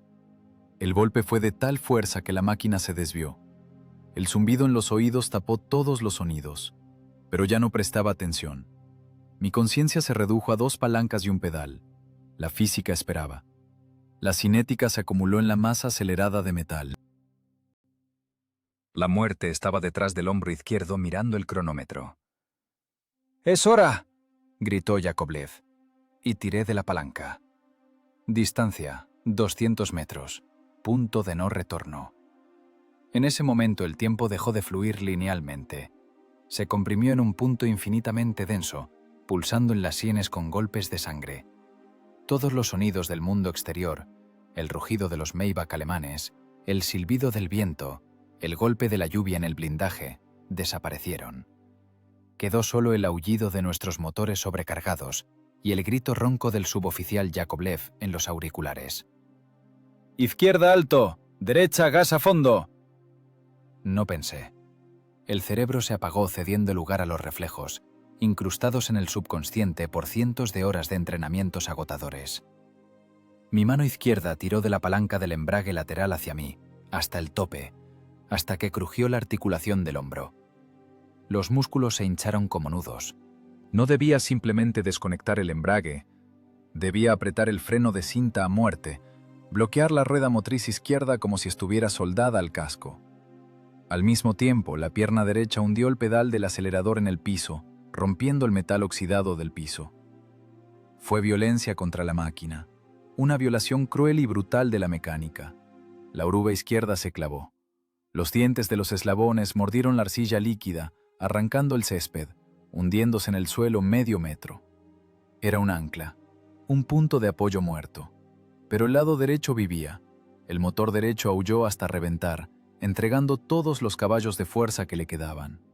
La rueda motriz giró a una velocidad loca, arrojando hacia atrás una fuente de barro de la altura de una casa de 2 pisos. La inercia funcionó. 11 toneladas de metal que volaban hacia adelante chocaron de repente contra un obstáculo a la izquierda. Toda la energía cinética acumulada en la aceleración se transformó en momento de rotación. Una fuerza monstruosa agarró la popa del autopropulsado, la parte más pesada, donde estaban los motores y la transmisión, y la lanzó hacia adelante, en un arco alrededor de la oruga izquierda bloqueada. El mundo dentro de la cabina se dio vuelta. La fuerza centrífuga, despiadada y ciega, nos golpeó como un martillo gigante.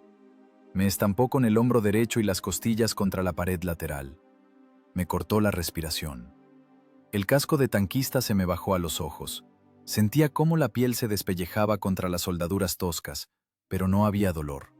Solo había un miedo salvaje, animal, de que ahora, en esta fracción de segundo, el metal no aguantara. Que se rompiera el perno del eslabón, que se desmoronara la transmisión final, que la máquina simplemente volcara de lado y nos hundiéramos en el barro bajo nuestro propio peso, impotentes como escarabajos volteados. Desde afuera parecía una catástrofe. El Su-76, pequeño y anguloso, de repente desapareció en un muro de lodo marrón. Levantó un tsunami de agua de pantano y arcilla que ocultó sus contornos. No giraba, rotaba como un trompo, furiosamente, frenéticamente, violando todas las leyes del movimiento de vehículos de orugas. El barro volaba en todas direcciones como metralla, inundando los tríplex, tapando las ranuras de visión. Adentro había un estruendo parecido al descarrilamiento de un tren. Las cajas de repuesto se arrancaron de los soportes. Las vainas vacías rodaban por el piso con un tintineo loco. El artillero, aferrado a los volantes de puntería, colgaba de ellos como en una barra. Sus pies se despegaron del piso. El cargador, apretando contra su pecho el pesado proyectil, se aplastó sobre el depósito de municiones, rezando a todos los dioses conocidos para que la pieza de metal no se resbalara y le aplastara el pie. «¡Aguanta! ¡Aguanta, maldita sea!», gritaba yo, dirigiéndome no a la tripulación, sino al embrague izquierdo. La cinta de freno ardía. Sentía ese olor incluso a través del resfriado y el humo. El hedor acre y químico del ferodo quemándose llenó los pulmones. El asbesto se convertía en polvo. La fricción calentó el tambor de freno al rojo vivo, pero aguantaba. El viejo metal soviético, hecho por manos toscas de mujeres y niños en las fábricas de los Urales, gemía, pero aguantaba. El chirrido era tal que tapaba los oídos. Era la oruga deslizándose de lado por el suelo, arrancando la capa superior de tierra. La máquina temblaba con fiebre.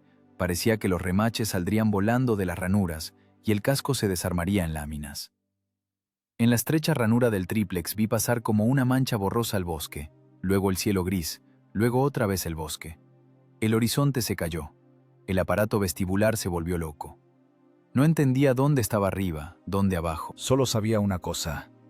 Mientras me aplaste contra el costado, estamos girando. Duró una eternidad. En realidad, 1 segundo y medio, quizás 2. 2 segundos en los que giramos 180 grados. El Su-76 realizó un giro policial en el barro. Una maniobra imposible para un tanque, imposible para un tractor, imposible para el sentido común, pero posible para la desesperación. ¡Freno! ¡Ambos alto! El grito de Yakovlev cortó el caos. Solté el acelerador y tiré de ambas palancas hacia mí, bloqueando ambas orugas. La máquina dio otro tirón, ahora hacia adelante. La inercia residual intentaba arrastrarnos más lejos, pero las orugas mordieron el suelo. El Su-76 se balanceó en la suspensión como un bote en una ola y se detuvo. El barro levantado por nuestra pirueta comenzó a sentarse. Pesados pegotes de arcilla caían sobre los cascos, sobre la lona, sobre la recámara del cañón. Estábamos cubiertos por una capa pareja de tierra líquida.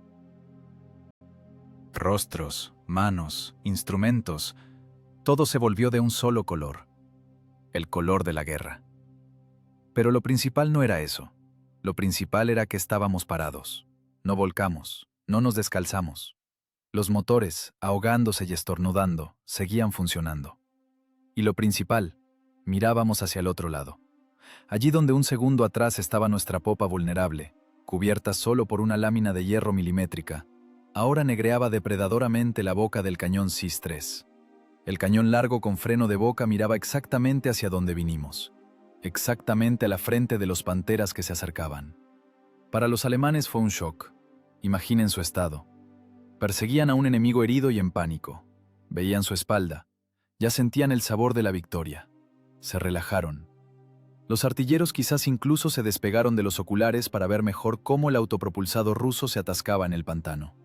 Y de repente, en una nube de salpicaduras sucias, ocurre algo incomprensible. El objetivo desaparece en un torbellino, y cuando el barro se asienta, no los mira un trasero indefenso, sino la pupila negra de la muerte. Su cerebro se negó a percibirlo instantáneamente. Funcionó el factor sorpresa, la inercia de pensamiento del tanque. Un tanque no puede girar instantáneamente. Un tanque necesita tiempo. Entonces, no es un tanque. Entonces, es otra cosa. Esas preciosas fracciones de segundo de confusión fueron nuestra ganancia. Estábamos cara a cara. Distancia, 200 metros. A quemarropa. A esa distancia el blindaje ya no importaba. Solo importaba la reacción. Las torretas alemanas aún miraban hacia donde estábamos durante la persecución, un poco hacia un lado, considerando la anticipación. Tenían que girar. Muy poco, 10 o 15 grados. La hidráulica del Pantera lo hace rápido, pero no instantáneamente. Tenían que entender qué pasó. Apuntar, alinear marcas, apretar el gatillo. Nosotros ya no teníamos ese tiempo, no teníamos tiempo en absoluto. «Horizonte», roncaba Yakovlev. «Apunta». El artillero, con el labio roto, con la cara cubierta de barro, ya colgaba de los volantes. No miraba por la panorámica, estaba tapada de arcilla. Miraba por encima del escudo, a través de la mira abierta, a través del cañón. A esa distancia era imposible fallar al cuerpo del Pantera. Ocupaba la mitad del horizonte. Enorme, gris, con una cruz en el costado. Estaba como en la palma de la mano. Se detuvo. El mecánico alemán instintivamente golpeó los frenos al ver el cañón frente a sí. Fue su error. La parada desajustó la puntería del artillero. El tanque cabeceó. El cañón del Pantera se fue abajo, a la tierra. Necesitaba un segundo para estabilizarse. Ese segundo nos pertenecía. Toda nuestra preparación, todos los nervios quemados, todo ese derrape loco por ese único segundo. Sentía cómo temblaba el piso bajo los pies. Los motores trabajaban en ralentí, pero temblaban por el sobrecalentamiento. El aceite se quemaba, pero estábamos vivos. Estábamos parados en el centro del infierno del pantano, sucios, sordos, enojados como demonios. Hicimos lo imposible, engañamos a la física, obligamos a 11 toneladas de hierro a bailar un vals en el hielo.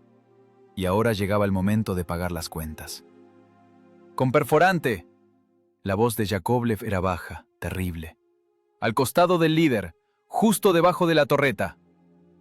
El cañón de nuestra arma miraba un poco a la derecha del centro del tanque alemán, hacia donde detrás de la lámina vertical del blindaje lateral se guardaba la munición, donde dormían 40 proyectiles listos para convertir al monstruo de acero en un volcán. El ángulo era ideal, casi 90 grados, distancia mortal. Veíamos cómo la torreta del Pantera comenzaba a girar hacia nosotros. Veíamos ese giro lento, suave, letal. Mirábamos al agujero negro de su cañón que nos buscaba. Era un duelo de miradas, duelo de nervios, duelo de velocidades. Pero fuimos más rápidos. Ya estábamos parados. Y ellos aún se movían, aún se estabilizaban, aún pensaban. El artillero contuvo la respiración. Su mano suavemente, sin tirón, jaló la palanca del gatillo. Dentro de mí todo se detuvo. Dejé de respirar. El corazón se saltó un latido. Ahora. Ahora. El mundo se redujo al percutor que se soltaba para golpear el fulminante del proyectil, iniciando la reacción química que debía poner punto final a esta disputa. Disparo. El chasquido del percutor en el fulminante en este estruendo fue inaudible, pero lo sentimos con todo el cuerpo. Fue el momento en que la química se convierte en cinética. En la vaina estalló la carga de pólvora. Los gases, comprimidos en el volumen limitado de la recámara, golpearon el fondo del proyectil con una fuerza de 2.500 atmósferas. La bala perforante BR-350, con un peso de más de 6 kilos, salió de las estrías. El disparo del cañón ZIS-3 no es un estallido, es un golpe de martillo en el cráneo. Incluso con el casco de tanquista, incluso con la boca abierta para compensar la presión, sientes cómo los tímpanos se hunden hacia adentro. Un haz de fuego salió del freno de boca, quemando los arbustos mojados frente a nosotros. El retroceso arrojó 11 toneladas de nuestra máquina hacia atrás. Los estabilizadores, ya enterrados en el barro, araron la tierra aún más profundo. El autopropulsado se estremeció como en fiebre, sacudiendo los terrones de arcilla pegados al blindaje. 200 metros. Para un proyectil que vuela a una velocidad de 680 metros por segundo, esa distancia no existe. Es un instante. Es menos tiempo del necesario para parpadear. El proyectil ni siquiera alcanzó a perder velocidad. No alcanzó a desviarse por el viento o la deriva. Iba como por una cuerda. El artillero alemán en el Pantera seguramente vio el destello. Posiblemente incluso alcanzó a entender que era el fin. Su torreta aún continuaba su movimiento lento y viscoso hacia nosotros, tratando de girar el cañón. Pero la física estaba de nuestro lado. La velocidad angular del proyectil es mayor que la velocidad angular de giro de la hidráulica. Impacto. Vimos cómo el proyectil entró en el costado del Pantera, justo sobre el segundo y tercer rodillo de apoyo. Allí donde detrás de la placa de blindaje de 40 milímetros, el gato alemán tiene su punto más vulnerable, el almacenamiento de munición. El blindaje del Pantera es magnífico en el frente, pero los costados eran su maldición. 40 milímetros de acero vertical. Nuestro proyectil de 76 milímetros atravesó esa barrera sin notarla. No rebotó, no se rompió. Entró adentro, llevando consigo fragmentos de blindaje al rojo vivo y una energía de destrucción monstruosa. Al principio no pasó nada. Una fracción de segundo el tanque siguió parado, negro, mojado, terrible. Parecía que se tragó nuestro disparo y ahora respondería. Y luego dentro de él se encendió un sol. La detonación de la munición no es solo una explosión, es una catástrofe en un espacio cerrado. 40 o 50 proyectiles con cargas de pólvora y explosivos detonaron simultáneamente. La presión dentro del casco creció de golpe a magnitudes que ningún acero es capaz de soportar. Las soldaduras reventaron. La torreta del Pantera, que pesa casi 10 toneladas junto con el cañón, saltó. Voló por el aire, arrancada de su base como un corcho de una botella de champán. Dando vueltas en el aire, envuelta en llamas, cayó en el barro junto al casco. El cañón del arma se apoyó lastimosamente en el pantano. Del casco destrozado salió una columna de fuego de la altura de una casa de 3 pisos. Ardía la pólvora, ardía la gasolina, ardía la gente. La onda expansiva nos llegó al instante. El aire caliente, mezclado con olor a azufre y carne quemada, golpeó en la cara.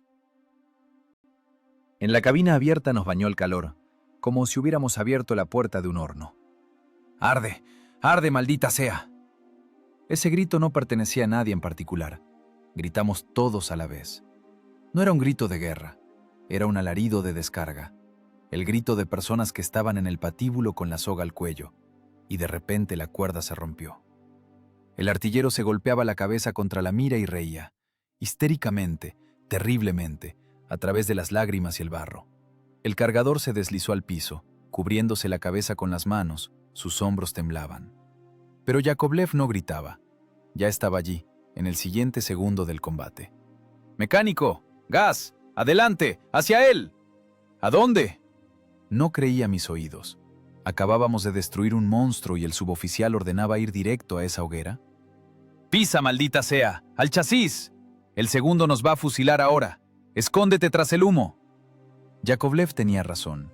Matamos a uno, pero quedaban 2. Y el segundo tanque que venía detrás, ahora veía ante sí una bola de fuego. No nos veía a nosotros. El humo y las llamas le taparon la visión. Pero tan pronto como el humo se disipe, o tan pronto intentemos irnos hacia un lado, nos quemará. El único lugar seguro en todo este maldito pantano estaba ahora allí, pegado al cadáver ardiente del enemigo. Golpeé los pedales. El Su-76, crujiendo con los motores, saltó hacia adelante. No hacia atrás, a los arbustos salvadores, sino adelante, al encuentro de la muerte. Corríamos hacia el Pantera en llamas. El calor se volvía insoportable. Cuando nos acercamos a 20 metros, la pintura en nuestra placa frontal empezó a burbujear. ¡Más a la izquierda! ¡Pasa rozando!, ordenaba Yakovlev. Conduje la máquina tan cerca del fuego como pude. Sentía cómo las llamas lamían el costado derecho. En la cabina se hizo luz como de día. Veíamos cada remache en el casco alemán destrozado. Veíamos el hollín negro. Veíamos el metal derretido goteando de los bordes del agujero. Nos zambullimos en una espesa nube de humo negro y grasiento. El humo de la gasolina alemana ardiendo y la goma de los vendajes era denso como algodón. En él no se veía nada, ni a nosotros, ni nosotros. Íbamos por instrumentos, a ciegas, esperando no chocar contra la torreta que salió volando. El humo tapaba los pulmones, tosíamos, los ojos lloraban, pero estábamos vivos. Ese hedor era el olor de la vida. Mientras estábamos en el humo, el segundo tanque alemán callaba. Su artillero solo veía un muro de fuego y hollín. No podía disparar a ciegas. El riesgo de darle al suyo, aunque ya estuviera muerto, era demasiado grande. Disciplina alemana, orden alemán. No disparan si no ven el objetivo.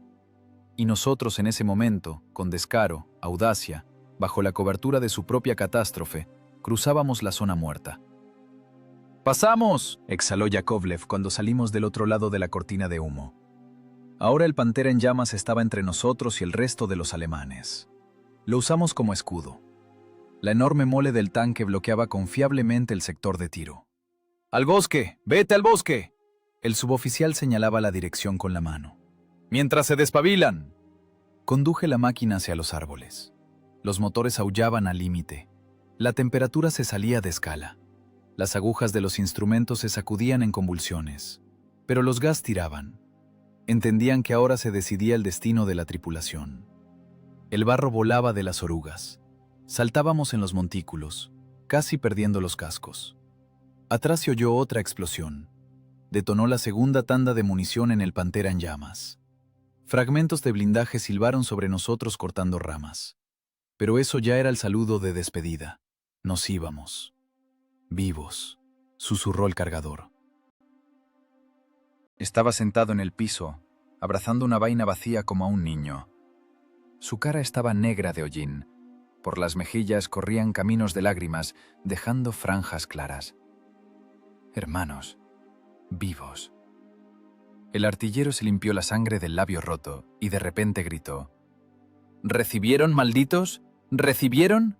Esto es por Kolka, por el pelotón, por todos. Amenazaba con el puño hacia el humo, maldecía, reía. Era la histeria del sobreviviente. La adrenalina que nos mantuvo en tono todos estos minutos comenzó a soltarnos, y en su lugar llegó un temblor incontenible. Las manos temblaban tanto que a duras penas sostenía las palancas. Las piernas se volvieron de algodón. Yakovlev callaba. Estaba sentado en su lugar, encorvado, mirando los sensores. Sus manos, negras, con raspones y aceite, descansaban sobre las rodillas. No celebraba. Escuchaba los motores. «El derecho falla», dijo en voz baja, sobrecalentado. Probablemente se rompió la junta. Era una frase que nos devolvía del cielo a la tierra. Hicimos un milagro, destruimos una técnica que nos superaba con creces, sobrevivimos en el infierno. Pero para el suboficial Yakovlev, extractorista, la guerra no terminó. La guerra es trabajo, y ahora su herramienta estaba dañada. Entramos bajo la sombra de los árboles. El espeso follaje de pinos nos ocultó de ojos ajenos. La lluvia aquí era más suave, pero las gotas igual caían por el cuello, frías y aleccionadoras. «Alto», ordenó Yakovlev. «Apaga». Giré las llaves de encendido. Los motores, dando un último tirón, se callaron. Se hizo el silencio. Un silencio resonante y ensordecedor del bosque otoñal, interrumpido solo por el crujido del metal enfriándose y el lejano, ya no aterrador zumbido de los tanques alemanes que retrocedían, temiendo meterse en este maldito pantano ruso donde arden incluso los panteras. En este silencio escuché cómo latía mi corazón, retumbando, pesado, golpeando las costillas. Traté de soltar los dedos aferrados a las palancas, pero no obedecían. Las manos se acalambraron. Tuve que desdoblarlos dedo por dedo, haciendo muecas de dolor. Estábamos sentados en nuestra caja de hierro, mojados, sucios, apestosos. Olía a pólvora quemada, gasolina, sudor y miedo. Pero ese olor era mejor que cualquier perfume. Era el olor de la victoria. No la que dibujan en los carteles, con banderas y poses hermosas, sino la verdadera victoria de trinchera, sucia, pesada, sufrida. Una victoria que consiste en cálculo preciso, nervios fuertes y la disposición a quemarse vivo, pero no retroceder. Yakovlev salió de la escotilla, saltó al suelo. Se le doblaron las piernas, se agarró de la oruga para no caerse. Luego se enderezó, sacó una bolsa de tabaco. «A fumar, muchachos», dijo, y su voz tembló por primera vez en esta hora. «A fumar». Lo hicimos. Mirábamos el humo que se elevaba sobre el borde del bosque. Una columna negra sostenía el cielo bajo. Allí, en el pantano, se consumía el mito de la invencibilidad de las armas alemanas. Y aquí, entre los abedules, se enfriaba el autopropulsado soviético Su-76, ensamblado con repuestos de automóvil y furia humana. El disparo a quemarropa puso el punto final, pero aún teníamos que asimilar el precio de ese punto. El silencio no volvió a los pantanos de inmediato. Primero se abría paso tímidamente a través del zumbido en los oídos, a través del crujido del tanque alemán terminando de arder, a través del siseo del acero enfriándose de nuestra máquina. Los alemanes se fueron. Los 2 panteras restantes retrocedieron hacia la niebla, sin decidirse a comprobar qué demonios pasaban estos arbustos. Eran profesionales, y los profesionales no se meten en un cuello de botella donde acaba de detonar inexplicablemente su comandante. Para ellos este lugar se volvió maldito. Decidieron que se toparon con una batería camuflada de cañones pesados o un campo minado. Ni se les ocurrió que los detuvo un único autopropulsado soviético medio muerto, que realizó una maniobra digna de un kamikaze. Estábamos parados bajo la cobertura de los abetos. Los motores se apagaron definitivamente, esta vez para siempre. Giré la llave, pero el arranque ni siquiera hizo clic. Las baterías murieron. Y no era eso. Sentía como de la transmisión salía un calor inconfundible. Era el calor del metal muerto. Los embragues laterales se fundieron en un solo monolito. Los engranajes del reductor, que sobrevivieron al golpe monstruoso del giro, se convirtieron en viruta metálica. El eje principal probablemente se torció como hélice. Nuestra colombina murió. Dio todo lo que tenía, hasta el último julio de energía, hasta la última vuelta del cigüeñal. Cumplió una tarea para la cual no estaba calculada, y ahora se enfriaba, crujiendo como se enfría un cadáver. Intenté salir de la escotilla, pero el cuerpo se negó a obedecer. Las manos temblaban con un temblor fino y desagradable. Era el bajón. La tormenta de adrenalina terminó, dejando tras de sí devastación y debilidad. Los músculos, sobreexigidos al límite, ahora colgaban como trapos. Con dificultad solté los dedos que parecían haberse fusionado con las palancas. La piel de las palmas se rompió. En las palancas quedaron huellas sangrientas. Arriba, en el blindaje de la cabina, estaba sentado el artillero. Se quitó el casco y simplemente puso la cara a la lluvia. La lluvia lavaba el hollín, dejando manchas sucias en el cuello. Estaba sordo. Le dije algo, pero no reaccionó. Solo miraba a un punto fijo, allá donde tras los árboles se elevaba la columna de humo negro del pantera. Sus labios se movían. Quizás rezaba, quizás maldecía, o quizás simplemente repetía la tabla de multiplicar para asegurarse de que la razón estaba en su lugar. El cargador salió por la borda trasera y se sentó en la oruga. Vomitaba. La fisiología se imponía. El organismo descargaba la tensión de la manera más primitiva. Era apenas un niño, este cargador. 19 años. Hace media hora tenía en las manos la muerte calibre 76 milímetros, y ahora estaba sentado, doblado por la mitad, pequeño, patético, infinitamente vivo. El suboficial Yakovlev permanecía en el lugar del comandante. No tenía prisa. Lenta, con cierta pulcritud solemne, armó un cigarrillo. Los fósforos se humedecieron. Raspaba 1, 2, 3 veces. Finalmente la llama brotó. Inhaló profundo, hasta el fondo de los pulmones, y soltó un chorro de humo azulado que al instante se mezcló con el vapor de nuestros abrigos. «Vivos», pronunció. La voz era chirriante como una bisagra sin aceitar. Buscó en el bolsillo del pecho de la guerrera. Sacó la fotografía. El agua finalmente llegó a ella. La esquina de la foto se mojó. El papel se onduló. Pero la cara de la niña con moños blancos se veía clara. Yakovlev pasó el pulgar, limpiando una gota de barro del papel fotográfico. La miró largo rato, como verificando coordenadas. Allá en la vida pacífica estaba su hija. Aquí, en el infierno de barro, estaba la razón por la que ella aún seguía viva. «Camarada suboficial», ronqué, saliendo finalmente al blindaje. «La caja murió.